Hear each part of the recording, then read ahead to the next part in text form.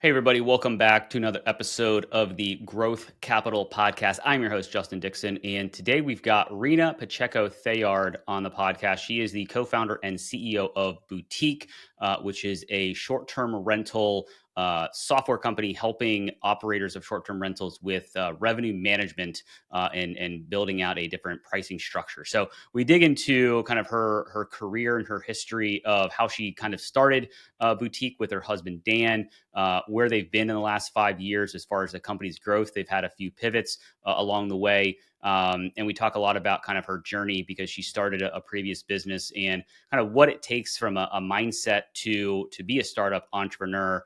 And so we talk a lot about her journey, and she provides a lot of context and good advice. So really awesome episode. So let's get Rena on the pod.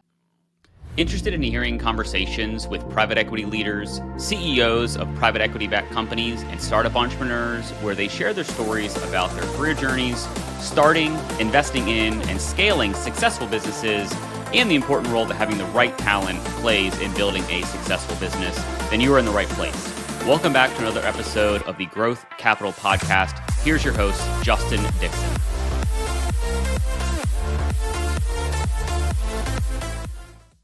All right, Rena, welcome to the podcast. Thanks for being on. Yes, good to see you again, Justin. Yeah, so I guess I know a little bit about you because I had you on a previous podcast that I had about real estate, but this one's a little bit more about kind of startups and founders and how they build businesses. And so, for the audience, the new audience here, maybe share a little bit about you and your background, and then we'll jump into some stuff. Okay, perfect. I can share a little bit about Boutique. I know we'll dive more into that. So for myself, I'm a startup CEO and been working on our company Boutique for about 5 years. And I live outside of Seattle. I had been in Austin for a long period of time, grew up in Idaho, so I've been in different places. But my background is a combination of kind of nonprofit public sector work and getting a master's in public affairs, public policy, as well as the business side. So working at Deloitte in consulting, working at Indeed, getting an MBA. So I really like to combine those two different worlds into how I approach life in general, as well as building a business, which is very relevant to what we're doing at Boutique. Awesome.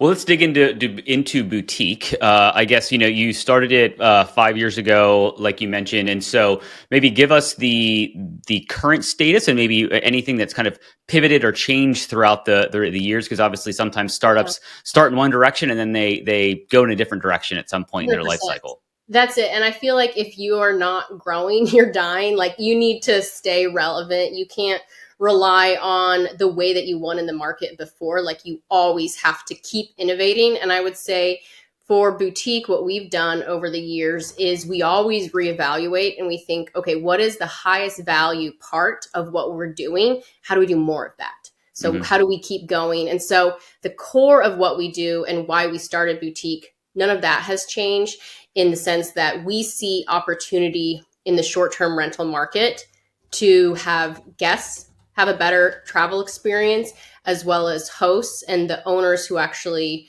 own the property to do better so that this is an economically viable way to stay and that it works well for all parties. So we see opportunity in this market, and that hasn't changed from the very beginning. But how we approach it and the specific things that we're doing has definitely evolved. And so there's two components to what we're doing today. And the first component that you're probably most familiar with is Boutique operates a portfolio of real estate assets across the US and some internationally.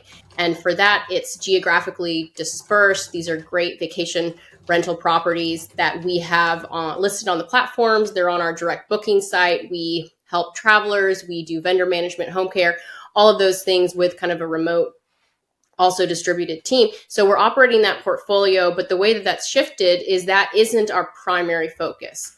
So we've been doing that because we have a different perspective compared to other operators or tools in the short-term rental industry.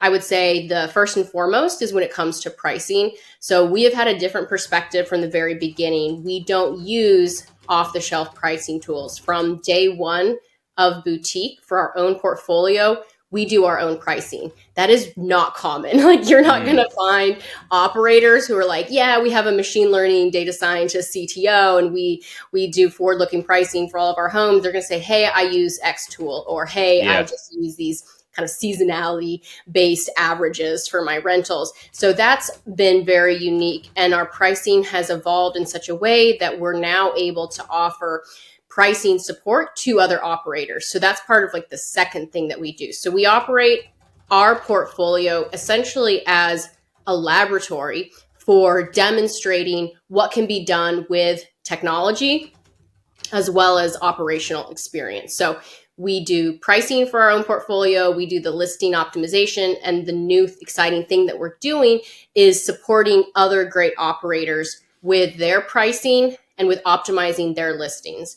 So we've built an AI tool that basically identifies for a particular home and market what are the key elements to stand out in search. So what are travelers really interested in? What makes them want to click in on a listing for a particular market and home? And how do we optimize a listing description to have, as long as it's relevant, to have those elements? So how do we have the best and most informative listing that's most attractive to travelers? And then how do we combine that with pricing that really is going to have annual revenue as the North Star? So that's what we're doing for other operators, and they call it revenue management. And what's really unique for us is we aren't just a standalone pricing tool or a standalone listing optimization. We're doing both, because if you have better, well-written listings that are optimized, titles, descriptions, the settings, if you combine that with pricing, you get more views, more conversion, more revenue. And that is beautiful. And I'll say why that is so important. This industry has really evolved, that we've been, myself personally, I've been in the short-term rental industry as an operator, having our own rentals since 2014. It is very different today. And if you think about what happened during that COVID surge, people thought, hey, like I saw a TikTok, you can get that cabin in Montana, like throw some IKEA furniture in, you barely have to visit it, and like you can make a killing. You cannot do that anymore. It is a far more competitive market. There's more supply. The CAGR is still 11% domestically, the compound annual growth rate domestically and globally for this industry. So it's growing, but it's stabilized growth rates. We're not looking at those pandemic surges. And so with more supply, kind of more historical growth rates, you need to do more to get more juice from the squeeze. Got it. And I guess there's a lot to unpack there. So I Yeah. appreciate the rundown on the kind of impetus behind boutique and then the evolution that has happened. And I guess going back to the portfolio that you manage, are these still all or are these boutique owned assets, or did you raise money and then go out and buy these to kind of create this kind of incubator that you called it, kind of this test pot of properties to kind of validate your pricing model?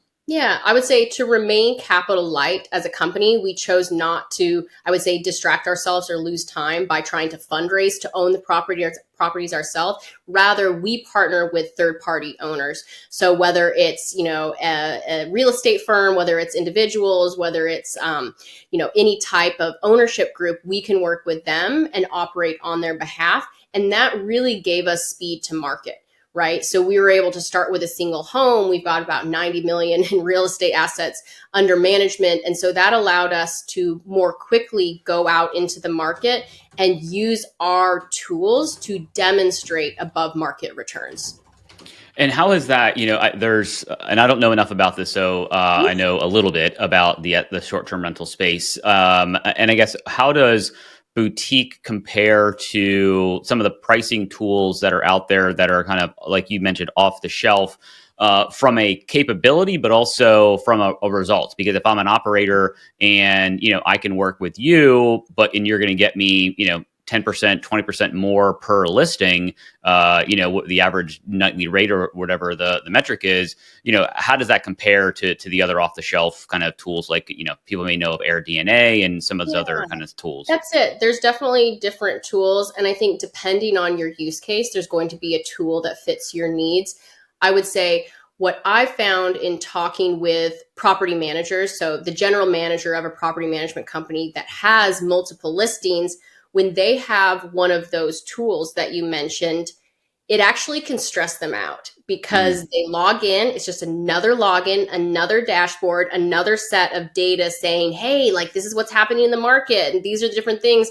And they still feel like the onus is on them to know what to do next. So they can kind of set it and forget it and let just the technology run away, but they don't feel confident that they're actually getting the most from every booked night, or that it's specific to their listing. And I think one of the problems is a lot of pricing is a market average, which if you are a market average home, that can be fine. That can actually be totally sufficient. But if you have more unique assets, or if these are assets in different parts of their life cycle, so it's a new listing and you actually need to optimize for occupancy to get a number of great reviews and really start that flywheel of, traction, bookings, great reviews, higher prices, that is very interesting. So I don't want market average pricing. I want listing specific custom pricing. And the second thing that I hear from the operators themselves is they would actually like a human to please be in the loop. They do not want to just trust the technology to do it entirely.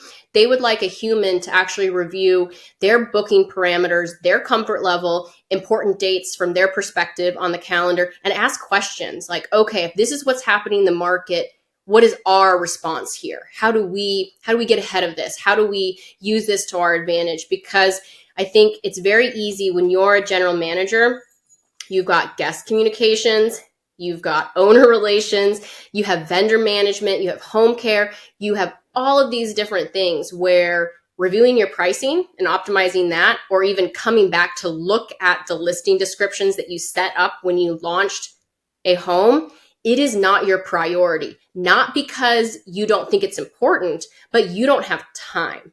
You don't have time to do all of those things. It's a different skill set. And you kind of live in the urgent moment of, oh my goodness, this is literally on fire. Like I have to deal with like a literal fire at a property. I have to deal with this urgent guest issue.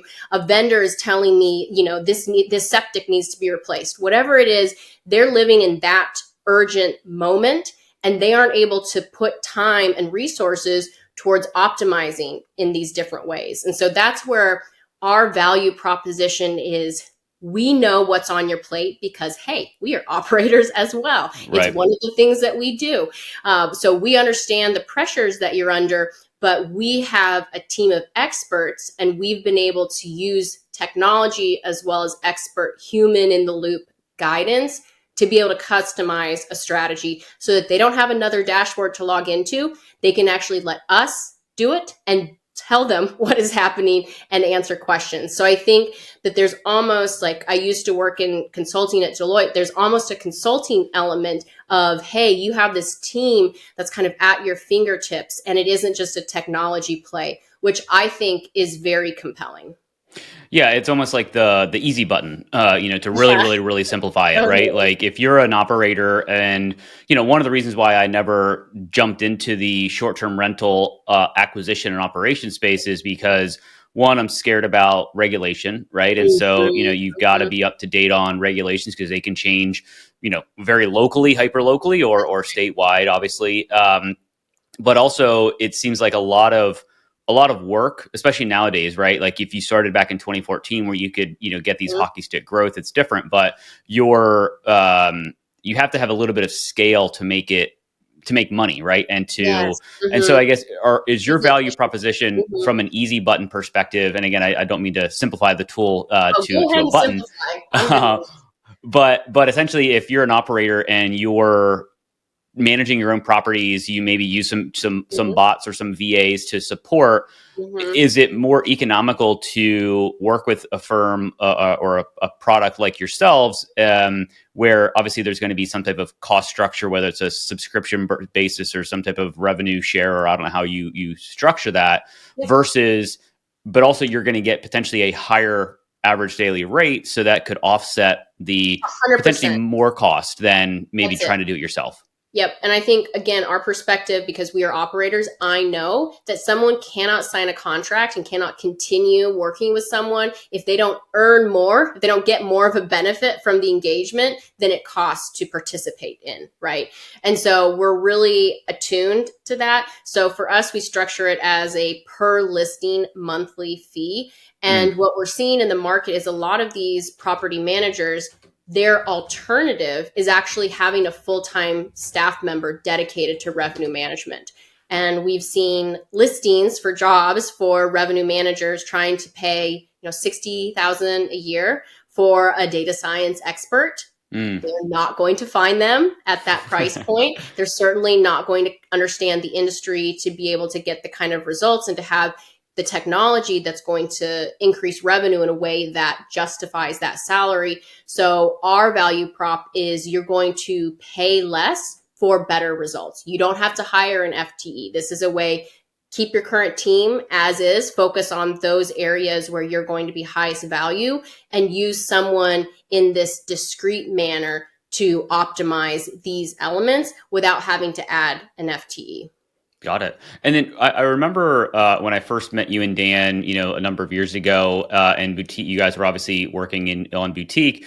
You also were managing property, so you had teams of people and relationships with vendors. Is that still an offering you support, or have you kind of It certainly is. simplified So it? it's part of that laboratory portfolio. But I would say our goal isn't like, hey, we want to be the largest operator, because we want it to be a manageable number and for us to be able to drive really great results. But it isn't our key focus area for growth. So for growth, our client, that's property managers, Yeah. not owners of homes looking for that. So it's certainly something that we still do, but from a growth perspective and where we're putting that focus, we're really focused on supporting other operators as the primary function for boutique.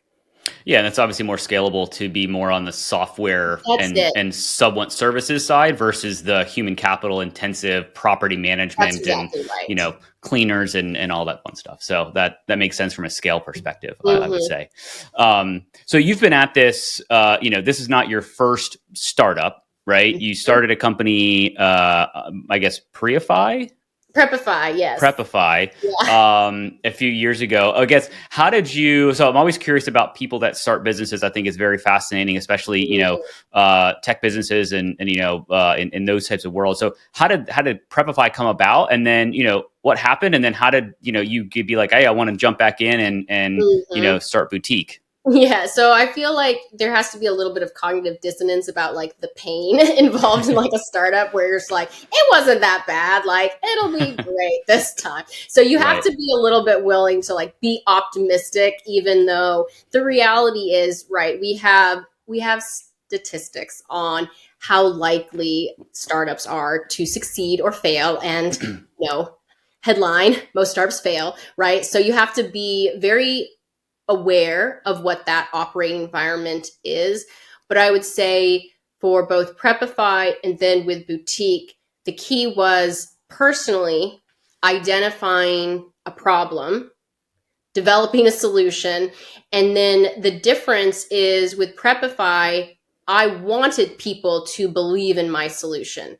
So it was helping talented but underserved high schoolers go to great colleges. So helping them with test prep and mentorship, and essentially being lead generation to the top colleges who want these very talented students who aren't coming from the normal places, right? So to help them get eyes on this really coveted talent pool. So I believe in it, and I still believe in that premise, because I may have told you before, I think the two keys to economic mobility are education and real estate. So I really do feel quite passionate about that, and education has been hugely important in my own personal life.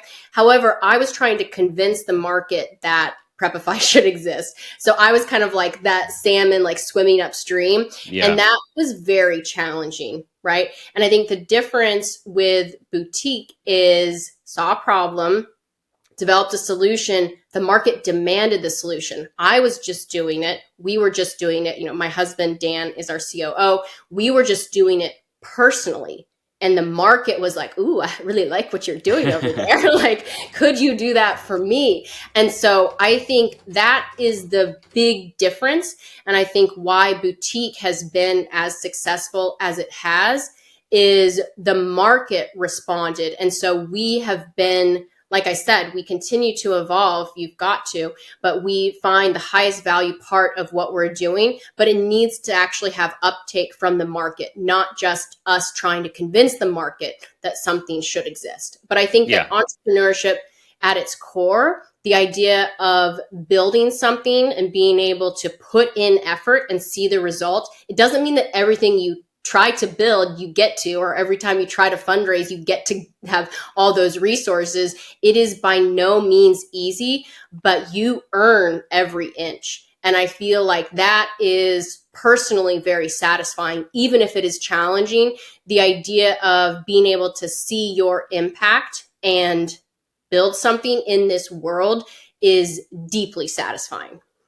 How is it working with your husband, Dan? Yeah, it's actually really good. And what's funny is I don't even have to like think about it. We have different skill sets, and we do sometimes disagree on things with the business, but like 9 times out of 10, we agree. And when there's different ideas and we both latch on to something, if both of us with our different perspectives, the different ways that we operate, if we both see value in some partnership, opportunity, revenue model, whatever it is, individual that we're trying to hire, if we both see opportunity, it's like, this is good. This is really good.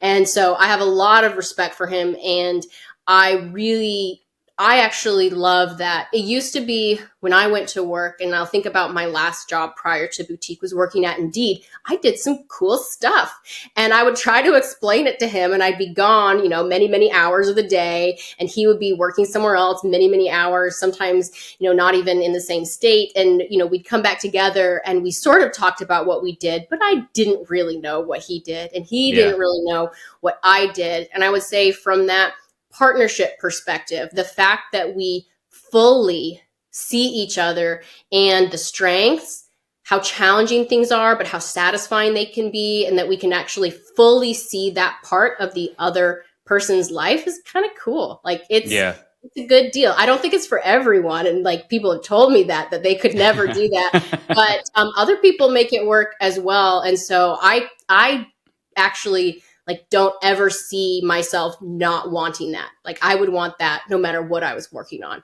If Dan and I can work together, sign me up.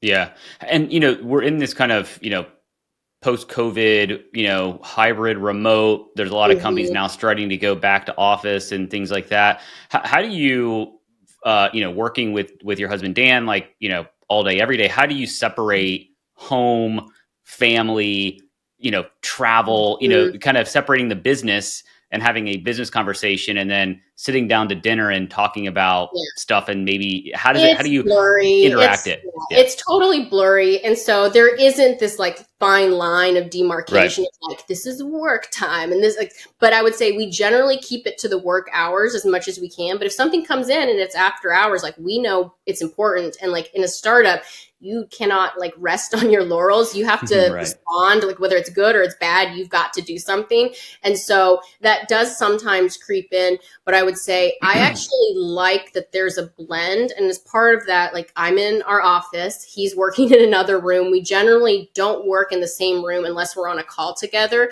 And so it'll be funny. So some team members will be like, oh, like Dan must be there. Or Dan's hearing this. And I'm like, no, like he's not. Like he's somewhere else. Like I don't know where he is. He's somewhere else in the house, because I actually think we both kind of want to just do our thing to a certain extent.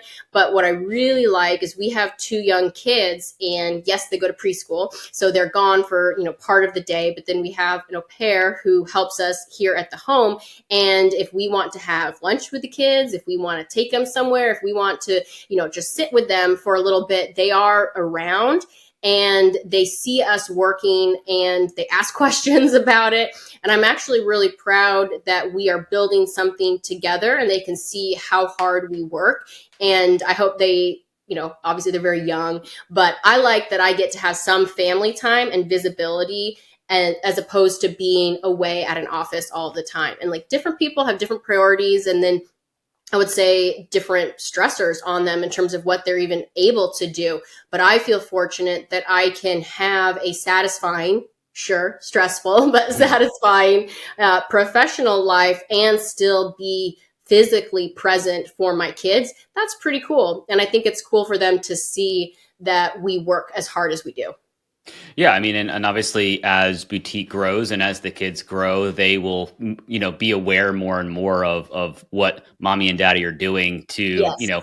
provide for them and go take these awesome trips or whatever the case is, because obviously, Mhm. one kind of leads into the other, right? And That's right. so, um, I guess to not a little bit of a hard pivot, but AI is integrated into everything, right? And Yep. so what are you seeing in the short-term rental space in general? What are you seeing in kind of the real estate tech, if I can lump you into that kind of bucket? Like, how are you seeing it integrated? And are you leveraging it within the platform, within your tools? Like, how are you kind of Yes. thinking about So, AI? yeah, I think that you have to, whether you use it or not, you need to understand it. And I would say you're going to benefit more if you're using it as well. I think that some of the easy wins with AI have been people using the chatbot to respond to guest inquiries. And that can be fine. I also think it can be disingenuous. So I think we have to be careful. Yeah. I don't think that everyone wants to think that they're having an authentic conversation with a human just to be just to learn or to not even know and to kind of have their intelligence disrespected in that way. So I actually have some feelings on that, but I think that that can be a good option for perhaps after hours support or triage, right? To get to the right human who can give you a fuller response, right? I think that can actually be useful. I think there's also ways that have become a little bit more common is using AI tools to basically just update listings like, hey, we installed carbon monoxide alarms, which they should have already had, but they decided to install them. Make sure use your little AI chatbot and use your little assistant to just go and update all the listings, right? And those are little things that I think those help around the margins, right? It can save a little time. But I think what we see as the most valuable application of AI and technology is pricing and is listing Mm, optimization, right? And so we're using that because pricing, it has to be dynamic and it has to be so responsive to the precise market conditions at any point in time, market conditions, the listing itself, and that opportunity. It's for the guests so that they're able to see the right inventory, and well as this is a economically viable industry. So it's really important for travelers and for owners that pricing is really optimized. It's super important. Otherwise, this industry doesn't exist, right? yeah. So I think that's really important. And then when it comes to listing optimization, it's interesting because I do travel, and we went personally on kind of a ski trip for New Year's, and we were evaluating listings, right? And so I'm thinking about the way that I evaluate listings and the way that things are described or not described, the way that photos give you information or don't give you full information, or give you confidence or don't. And so you see it when you are doing it. And the reality is some of those things can be quantified. Some of those things can be identified about what is compelling to a traveler. What does a listing need to stand out, to show up top of search? And so we use technology, but it's reinforced by the things you do with your own brain and your own decision and analysis about where do you want to put your group. So I think it's really interesting. And I want to be at the kind of leading cutting edge of all of that. I don't want to be someone who just uses the tools that other people created. We want to be creating the tools, and we want to keep thinking about where could technology better be applied in some scenario, right? What are the next things on our product roadmap? And that's something where, as a startup, right, you have to make tough decisions about where are you going to invest, because you can't do all the things all at once. You have to really kind of like ruthlessly prioritize. And so we have a pretty robust product roadmap. There are a lot of other things that I'd like to do, but it's really finding what are those highest value applications and putting the resources there and then thinking about like, what can a human do that makes sense? Where is a human useful, additive, a good review layer, etc.? Because I don't think that a push to move everything towards just pure tech, I don't think that's the right play for travelers or for the owners of the real estate. Yeah. Yeah. I think a lot of people are just throwing AI at everything, Yeah, it can be helpful, but it also can create a lot of junk. that's just Everybody, it. yeah. It's Yeah, kind of like, everybody's getting all those like LinkedIn messages and emails that are just, you can tell they're just, created 100% by AI. And I use that's AI to it. create messages, but Mhm, I use like an 80-20 rule, right? I think mhm. I can leverage it in a way that it writes a better email than I could write personally, but then I take what it gives me and then I edit it to be more in my language, and it'll get That's right. better and better and better.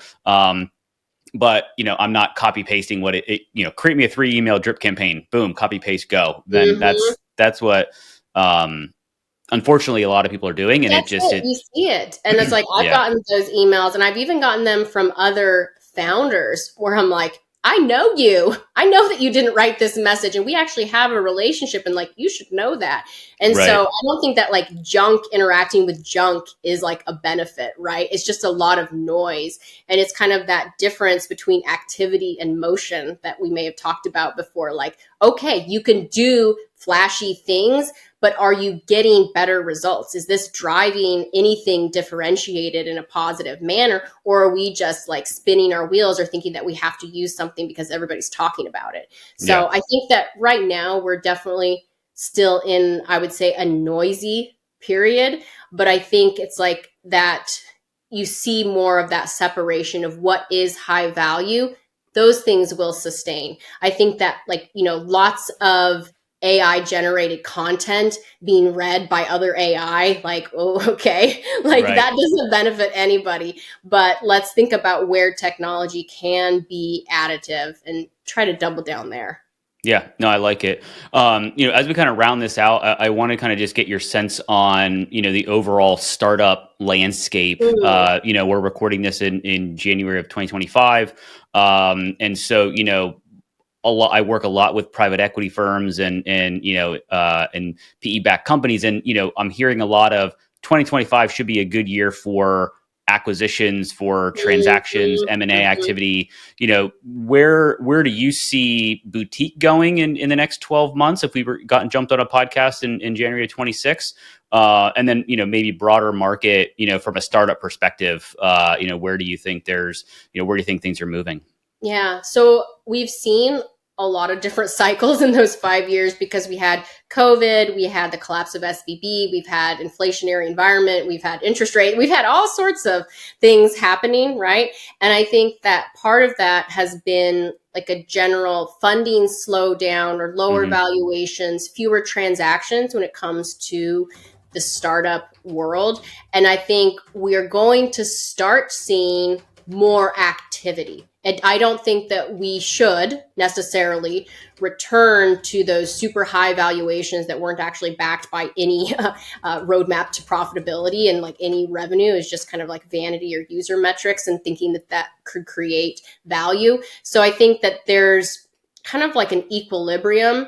And I hope that 2025 is going to be for companies that have put in the legwork to build something unique and differentiated. I think there will be more transactions, whether that's funding or acquisition. I think that if you have been able to persevere despite the headwinds of the past couple years, I think there's something very interesting that whether it's investors or other companies that are thinking, okay, how do I differentiate myself? Where can I find value that's been created? That's where I do believe there's going to be more activity. I don't think it's going to be Like outsized. 2021. Yeah, I don't think it's going to be outsized, and I don't think that that would be healthy, right? Right. So I think it's kind of like a more gradual move to say, like, okay, it's been a little quiet. Let's see some of these things come to fruition. Yeah, no, I like it. And if there's somebody listening to this that maybe they're thinking about doing a startup, right? They have this idea, and maybe it's they haven't taken it past the idea phase. Maybe they jotted down a few notes. What advice would you kind of give somebody that's sitting here listening and being like, I want to, be where Rena is, and build a startup and solve a problem and all that. What advice would you give them? Yeah, I think that there is a lot of noise, I would say, around like how cool startups are, and like it's like a little sexy, like working on a startup, or like put on your LinkedIn like stealth startup. Like, yeah, it's kind of cool. It's like, okay, what's somebody building? But I would say I do want people to have their eyes open to just how hard it is, because in this world, the default is that you don't exist. Like, your company doesn't exist. All general forces are headwinds. They are not tailwinds. They are not pushing you to be in existence and to be successful. It's actually, you have to fight against market forces that aren't personal. It's not personal at all. Market forces that basically say, we want incumbents, and we want those who already are successful to continue to be successful, right? That's what general kind of like inertia, right? So I think you have to know that it is uphill, but it doesn't mean that it cannot be done. It just means that you have to be very flexible. And I do get excited when people have an idea that they actually decide to kind of give the oxygen to breathe, meaning they actually take a chance on it. Because I think it's easy to be like, I've got these cool ideas, but I'm just going to like have my 9 to 5 and like think about it. And like, when it's Right. so compelling, then I'll quit my job. And you don't necessarily need to quit your job, but like, how can you measure traction or demand in like that like purest MVP way? Like, is it a website where you collect emails? Is it a newsletter? Like, what are the ways that are very lo-fi, do not require you to be incorporated or to have raised money? What are the ways that you can actually test market interest? Because, hey, if there's market demand, let's build something. And Yeah. so I think it's really exciting. And I am encouraged when people take that leap, but I don't want people to think it is this cakewalk, because it is not, but Yeah. it can be very satisfying. Yeah, everybody sees the overnight success. They see the Oh before my and goodness. the ring the bell on the Nasdaq, That's it. and Yeah. they Just don't see fast the 10 forward. years of sweat, blood, sweat, and Yeah, tears that go into it. Yeah, that's right. um, makes sense. Well, Rena, we're gonna end this with a 3-pack of questions that I ask every guest, and these are a little bit more about you. So, what's an influential book that you've read in recently that you would recommend the listeners to read? Oh, that's an interesting question, because to be honest, I do not have a lot of spare time. So a lot of my, like, anything that I'm reading is like an article, or Hmm. me reading like books to the kids Children's before books. bed. So I would say I haven't actually been doing as much reading, which I hope to kind of change as things go forward.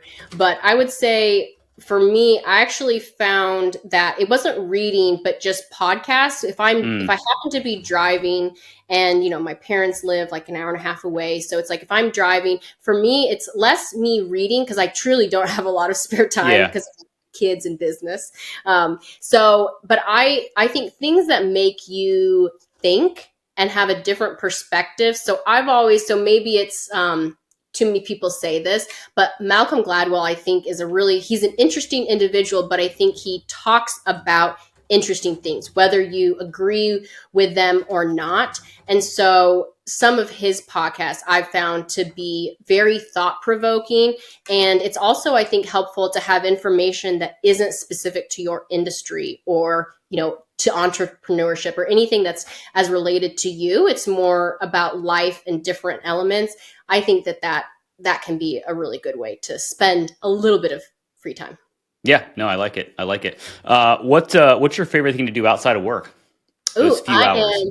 well, so obviously I love my kids. So hello, Yep. kids are the number one. But my fun thing that I'm doing is I am going to be running my first full marathon. So I used to run cross country. I've run multiple half marathons, but I've never done a full. And it was literally, so I'm signed up in April. I'll do the Eugene, Oregon marathon, Tracktown, USA. And I literally had a dream about running the marathon last night. So it's like, it's in my blood. I'm like eating, breathing. You're ready to go. It's like, I still have so many demands on my time. I like eke out my workouts when I can. And it's usually on a treadmill. So I have my phone and I can still make calls and be responsive because I kind of have to in this world, but I'm loving it. I got back into running a little less than a year ago after the kids and all that. And I really love it.